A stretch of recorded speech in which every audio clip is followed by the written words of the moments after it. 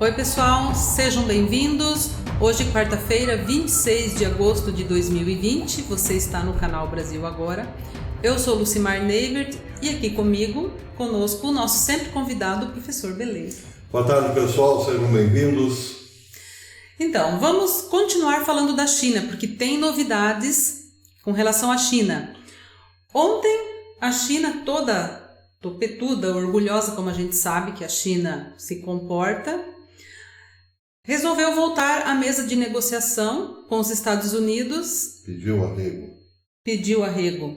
Voltou lá para a fase 1 do acordo. Do acordo do ano passado. Isso. Do acordo comercial no final do ano passado. E hoje já leva um tranco dos Estados Unidos. Me parece que a China caiu numa baita de uma armadilha, não é? Exatamente. Bom, os nossos amigos provavelmente ainda não entenderam do que se trata, mas é isso, uma arapuca de Donald Trump. Bem estilo Donald Trump. E o que nos dá essa impressão é exatamente esta notícia que a Lucimar lerá agora. Prestem atenção. Os Estados Unidos anunciaram hoje novas sanções e restrições a 24 empresas e autoridades chinesas por participarem da construção de ilhas artificiais em águas disputadas no Mar do Sul da China. As 24 estatais chinesas incluem subsidiárias da gigante da construção China Communications Construction Company, empresas de telecomunicações e uma unidade da China Shipbuilding Group. A medida foi o último passo nos esforços de Washington para pressionar Pequim por seu aumento militar nas áreas do Mar da China Meridional, onde a soberania é disputada por vários países. O Departamento de Comércio dos Estados Unidos disse que as empresas permitiram que a China construísse e militarizasse postos avançados disputados no Mar do Sul da China. E o Departamento de Estado, em uma declaração separada, disse que imporá restrições de visto a indivíduos chineses responsáveis ou cúmplices em tais ações no Mar da China Meridional. E também as autoridades chinesas ligadas ao uso de coerção da China contra países do Sudeste Asiático, inibindo seus acessos e recursos offshores. E então? Pois é, ontem eu dizia aqui no seu glorioso canal que era um dia histórico. Nós estávamos dando uma notícia histórica. Mas hoje também é, e talvez mais do que ontem. Porque veja, o que aconteceu ontem? Ontem a China resolveu reavivar a chama que já tinha quase se extinguido de uma comunicação, de um acordo comercial com os Estados Unidos. Só que essa mesma China, que quis ontem, por iniciativa própria, voltar à mesa de negociações, sabia que para haver as tais negociações comerciais com os Estados Unidos, havia também os itens políticos, não só comerciais, mas os itens políticos e morais na mesa de negociação. E não deu outra. Hoje, a primeira notícia dos Estados Unidos em relação à China é que os Estados Unidos imporão restrições a 24 empresas norte-americanas, restrições chinesas a pessoas, a vistos de entrada no país 24 e assim por diante. Estatais chinesas, não americanas. Sim, o professor Belê às vezes tem uns, eu já chamei o Putin de agente da CIA, para você ter uma ideia. Sim, eu lembro. Foi um ato falho, né? Claro que Putin não é agente da CIA, né? Putin é presidente da CBF, se não me engano. Tá. Bom, então a China sabia exatamente o risco que estava correndo ao pegar o telefone, ligar para Steve Mnuchin, na verdade ligou para Donald Trump ou para Mike Pompeo, no mínimo. Sabia os riscos que corria. Sabia que estava, de alguma forma, aceitando as exigências dos Estados Unidos para poder retomar as negociações do ano passado. O que levou a China a isso? Essa é a questão. Ontem, Lucimar, depois do nosso vídeo, eu estava lendo os comentários, muita gente dizia o seguinte: professor, os Estados Unidos abrem o olho, não dá para fazer acordo com a China, não dá para confiar na China. Muitos comentários nesse sentido. Sim, é verdade. O melhor comentário que eu achei, é um comentário que realmente casa com o meu pensamento, foi mandado por, deixa-me ver aqui, eu até anotei, foi escrito pelo Heriberto Kreuz. Ele diz o seguinte: a China não vai se render, realmente precisam de alimento dos Estados Unidos e precisam de comida, mas assim que possível voltará às suas atividades maquiavélicas. Assinado Heriberto Kreuz. Bem, eu penso mais ou menos igual ao Heriberto, mas veja só, o motivo da euforia desse retorno, desse possível retorno à negociação, é que a China está sim em maus lençóis, mas mais do que isso, a questão aí é que a China caiu numa grande arapuca armada por Donald Trump, que é um gênio nos negócios. Ele é. A China pegou um sujeito, ela pegou uma carne de pescoço, como se diz por aqui. É verdade. Jamais imaginou que no Ocidente havia alguém capaz de lhe dar porque a China tem 4.000 anos de tradição comercial, só que ela pegou um sujeito que manja dos Paranauê, um topete laranja pela frente. Mais topetudo do que ela. Muito mais. Vamos fazer uma pequena recapitulação.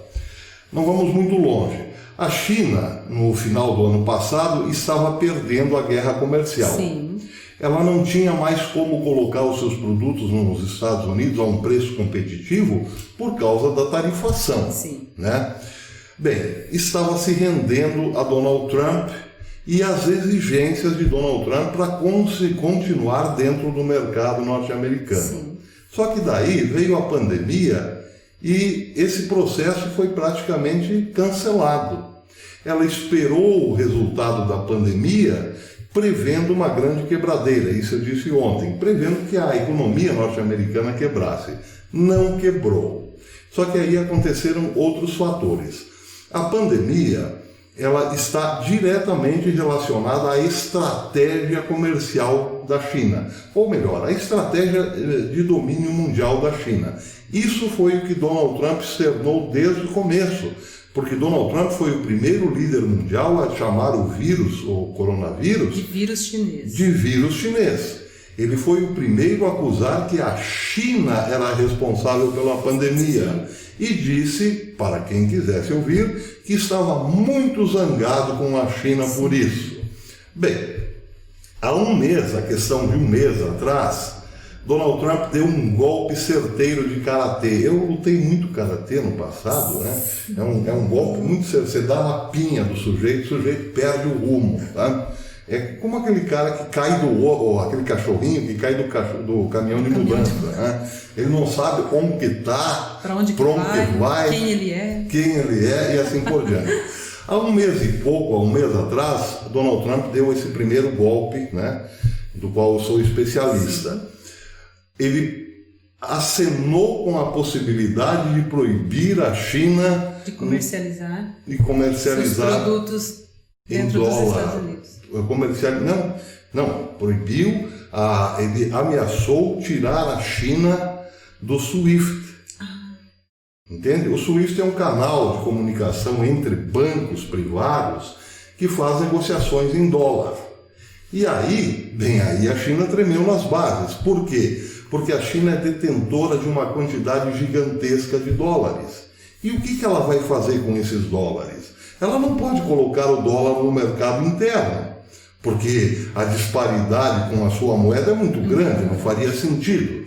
Então ela precisa desses dólares para investir no mercado internacional, comprar terras, comprar pessoas, enfim. Ela está usando esses dólares, parlamentares e tudo mais. Bem, se ela não tem a chance de fazer essa negociação pelo SWIFT, o que ela fará com esses dólares? Né? Terá que vender baratinho no mercado negro, algo mais ou menos assim. Não tem outra função para o dólar. Pois bem, ali a China tremeu pela primeira vez. No final de semana, o segundo golpe mortal de Donald Trump. Ele disse o seguinte, um pouco antes do final de semana, isso foi na quinta-feira passada, ele disse: estou disposto a cortar todas as relações comerciais com a China, romper comercialmente com a China. Bem, aí, o que aconteceria com a China? Ela estaria lá com uma montanha de dólares sem poder gastar, sem o mercado americano para poder vender ou comprar.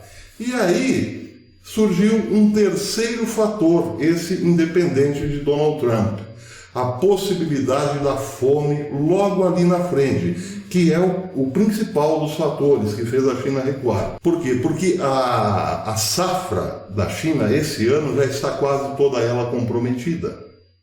E aí é que surge o gravíssimo problema. Quantos habitantes tem a China? Mais de 1 bilhão. 1 bilhão e 300 milhões. 1 bilhão, assim. Eu acho que está mais. Se não me engano, é 1 bilhão e 700 milhões. Não chega a isso? Não. Bom, mas tá. Tem bem mais de 1 bilhão. Tem. Tá? Quantos militares tem a China? 2 milhões? Isso não sei. Vamos botar aí 5 milhões entre polícias e militares. Que tenha 2 milhões, 5 milhões. O que é 5 milhões diante de uma população de 1,5 bilhão de habitantes? 1 bilhão de habitantes não é nada. É como querer segurar um rio no peito. Você já foi lá na barragem de Itaipu, quando eles abrem a comporta? Não conheço. É estrondoso. A força da água, há mais água passando por uma tubulação do que a vazão das cataratas.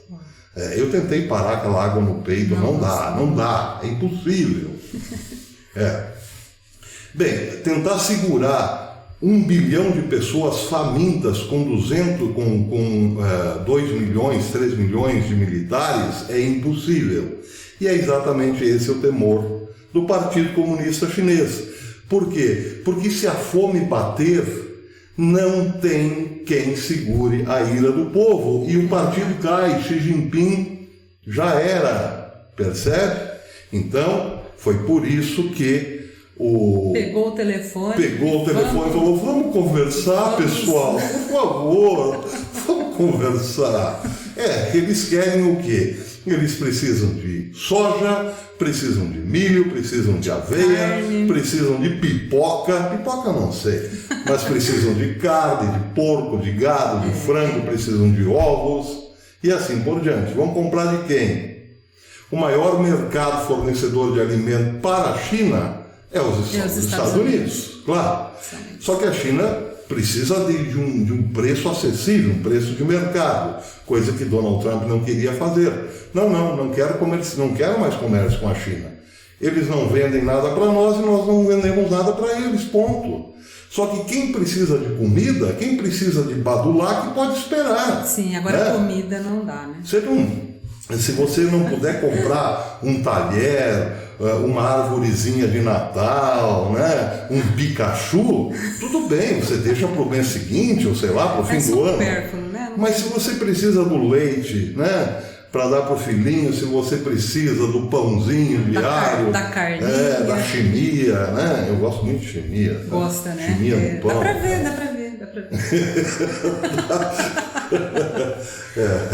Pois é, Dona Lucimar foi apelativa agora. Eu percebi muito também, né, através desses comentários que eu li também, que o brasileiro ele tem a visão do Brasil com relação à China, as negociações que acontecem aqui. Com Donald Trump, o buraco é muito mais embaixo, né? É muito mais embaixo. Porque aqui sempre tem uns conselheiros do presidente aí que não podem ver um comunista lá do outro lado do oceano, né? Que já chama para tomar um café, né? Por aí. Então, aqui o negócio é bem diferente. Não dá para comparar. Exatamente. Aqui realmente vocês teriam razão, esses comentários se tratasse de Brasil, e China. Mas Estados Unidos e China é bem diferente. Bem diferente, exatamente. E outra coisa, Lucimar, seja o caso aí, por exemplo, do nosso vice-presidente, né?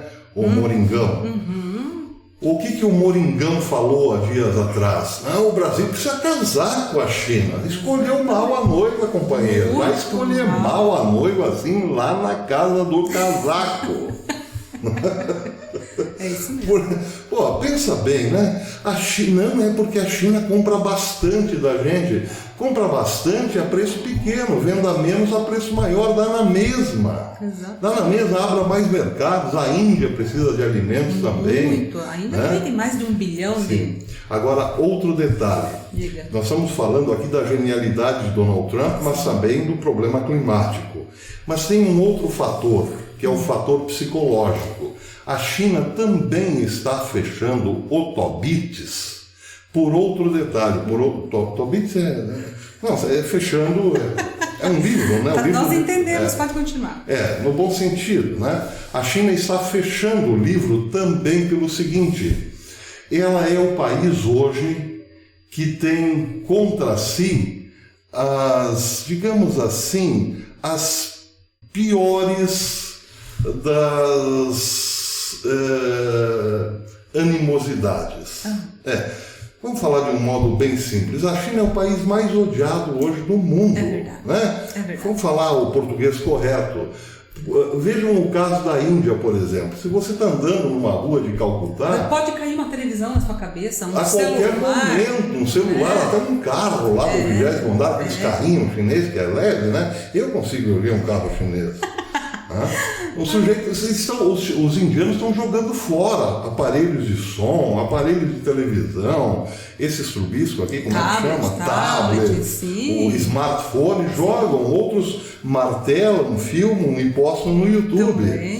Isso mostra o quê? Uma ojeriza hoje, uma antipatia, claro, motivado pelo comportamento da China, porque a China não faz negócios, a China usa os negócios para dominar. Expansionismo é uma ação bélica sempre, né?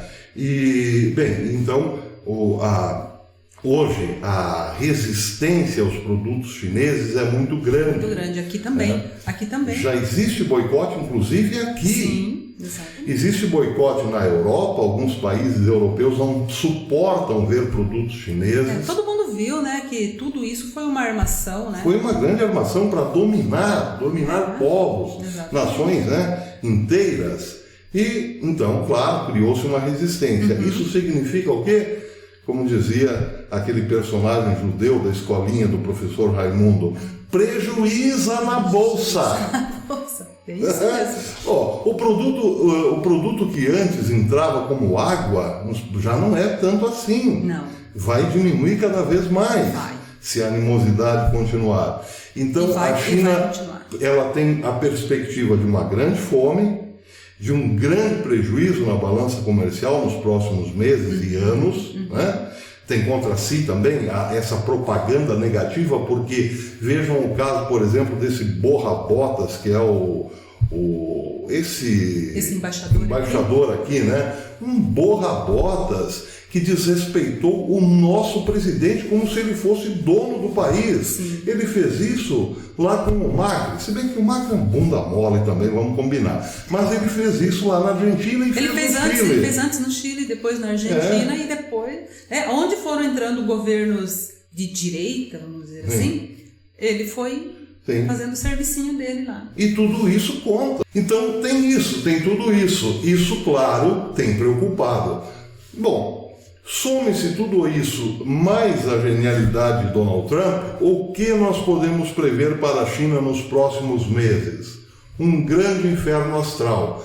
Daqui a pouco a China será obrigada a retirar a sua mão pesada de Hong Kong. Quando a fome bater, a China será obrigada a retirar a sua mão pesada de Hong Kong, acabar com as tais ilhas artificiais no mar meridional da China, a questão de Taiwan também, deixar Taiwan de lado numa boa, para poder comprar os alimentos americanos e quem sabe até brasileiros no futuro com essas exigências. Exatamente. Então, Lucimar, para arrematar tudo, fechar o forobodó, a China é um monstro com pés de barro. Gostou? Essa é boa. É boa, né? É isso mesmo. O Heitor de Paula, outro genial, né, analista político, diz que a China é um tigre de papel. E é verdade. E é verdade. E é a pura verdade. Por quê? Porque ela tem um calcanhar de Aquiles. E um calcanhar de Aquiles bem exposto e bem fraco, que é a sua própria população. Como que, vamos imaginar que a China tem uma força repressiva de 5 milhões de soldados. Né? O que é isso diante de uma população de 1 bilhão e 200 milhões de habitantes famintos? Não é nada. Esse é o principal calcanhar de Aquiles. Esse é a principal fraqueza da China, é o seu calcanhar de Aquiles. Então, isso também deveria servir, essa genialidade de Trump, para nós brasileiros, principalmente quem está no governo, né? A tratar a China como se ela fosse um tigre de papel, e não essa superioridade toda que aparenta ser. Porque se ela é tão vulnerável assim, nós precisamos nos aproveitar disso, porque afinal de contas, nas relações geopolíticas não existe amizade, o que existe é interesse. Tanto é que Donald Trump tem feito a lição de casa, a América primeiro, né? E porque nós aqui, Brasil 20º, Brasil 78º, isso aqui não é a casa da mãe Joana, ou é? Não é mesmo. Então temos que mudar um pouco a nossa relação. O que está acontecendo agora, depois da negociação de ontem, que tem que servir de lição para todos nós, principalmente o governo brasileiro. Não nos deixar levarmos por um tigre de papel. Porque se ela tem toda essa capacidade de pressionar, de dominar, de controlar, ela tem, por outro lado, a descoberto um gravíssimo problema, que é a sua própria população. É verdade. É bem isso. Existe um ditado na China muito antigo que diz que tudo que está abaixo do sol pertence à China. Só que não é bem assim. Não é bem assim. Então tá, então vamos finalizar aqui com os abraços de sempre. O seu sempre fica para depois, tá? Primeiro os meus inscritos. Eu quero agradecer todos que... Você viu como aumentou o número de inscritos? Pois é, fiquei... Muito obrigada, pessoal. Eu fiquei assim, ó... Muito obrigada mesmo. Fiquei muito feliz. 21 mil e poucos inscritos, dona Lucimar. Subiu bem rapidinho. Então tá, vamos lá. Um abraço para o Edson Siqueira, de Mogi das Cruzes. O Wellington Ferreira, de Inhumas, Goiás. É isso, então. Um abraço a todos. Eu quero pedir para que vocês deem like, tá? Quem não é inscrito, se inscreva no canal, compartilhe os vídeos. E amanhã a gente volta. Um abraço a todos. Até amanhã.